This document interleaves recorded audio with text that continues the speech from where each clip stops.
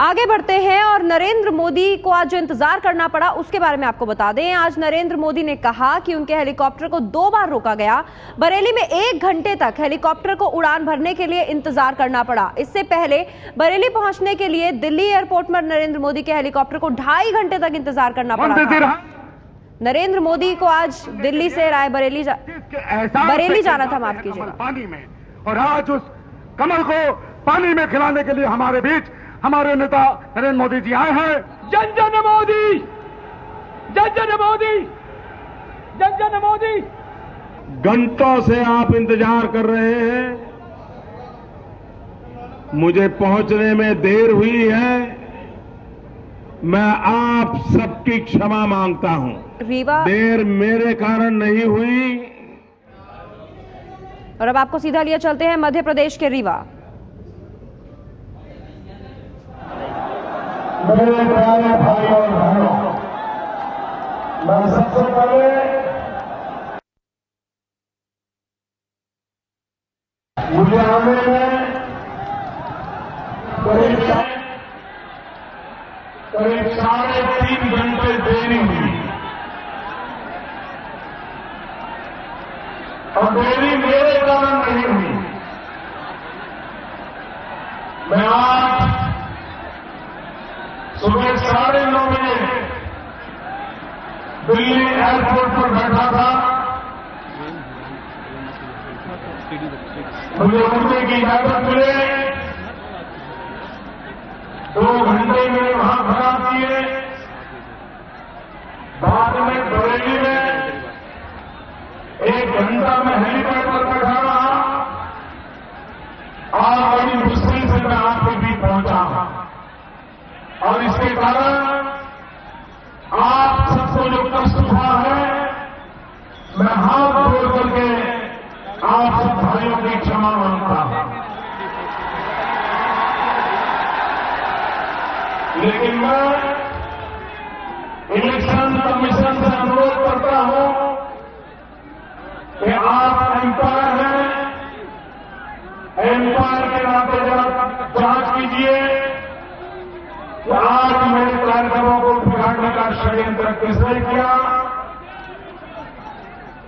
मेरे विमान को, मेरे हेलीकॉप्टर को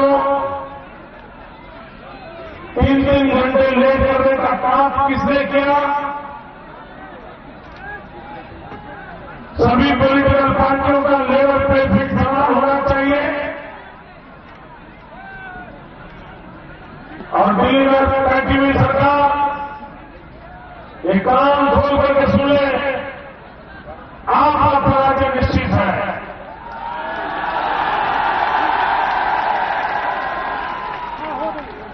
मोदी का हेलीकॉप्टर उड़े या न उड़े, विमान मेरा उड़े या न उड़े, लेकिन आप तो सत्ता से उड़ जाने वाले हो, ये पक्का है। लोकतंत्र में ऐसा कभी नहीं होता, कोई कारण नहीं। लेकिन मैं समझ नहीं पा रहा हूं, और ये परेशानी मोदी को नहीं हो रही है, ये लाखों लोगों को परेशानी हो रही है। और इसलिए मुझे पीड़ा होती है। और दिल्ली सरकार, आपको अगर मोदी का इतना डर लगता है तो आप घोषित करो कि हम इस चुनाव में मोदी को भारत भ्रमण नहीं करने देंगे। आप करो भाई बहनों, आज की सारी घटना गंभीर है और कभी भी लोकतंत्र में इस प्रकार के तरीके नहीं अपनाए जाते। खुले मैदान में आओ, आप जनता को अपनी बात करो, हम करें, जनता तय करे किसको कारोबार देना है, किसको नहीं देना। भाई बहनों, इसलिए मैं फिर एक बार आपकी क्षमा मांगता। भाई बहनों, ये दिल्ली सरकार की हरकतों का जवाब आपको चुनाव में कमल निशान पर बड़ा दबा करके देना है। हमारा आंदोलन चुका है भाइयों, देश में आंधी चल रही है और जैसे जैसे मतदान निकल आता है, ये आंधी सुना बदनामी में पलट रही है। भाइयों बहनों, कांग्रेस और कांग्रेस के साथी दल हो, किसी के बचने की संभावना नहीं है। भाइयों बहनों, अब दिल्ली को एक स्थिर सरकार की जरूरत है, एक मजबूत सरकार की जरूरत है और देश को विकास की नई ऊंचाइयों पर ले जाए, ऐसी सरकार की जरूरत है। भाइयों बहनों, जो 10 साल चला, क्या आगे हम ऐसा चलने देना चाहते हैं क्या? जो 10 साल चला वैसा चलने देना है? आप चाहते हैं अच्छी सरकार बने? आप चाहते हैं मजबूत सरकार बने? आप चाहते हैं काम करने वाली सरकार बने? आप चाहते हैं प्रगति करने वाली सरकार बने? भाइयों बहनों, आप चाहते हो, लेकिन अगर आपने मेरी गाड़ी में एक पहिया कम डाला तो मेरी गाड़ी की गति दौड़ेगी क्या? अगर मेरी गाड़ी में चारों पहियों में हवा कम भरी तो गाड़ी तेज दौड़ेगी क्या? और जैसे गाड़ी को जैसे चारों पहिए चाहिए, चारों पहियों में सफिशिएंट हवा चाहिए, उसी प्रकार से लोकसभा में भी सरकार चलाने के 300 से ज्यादा बीजेपी चाहिए।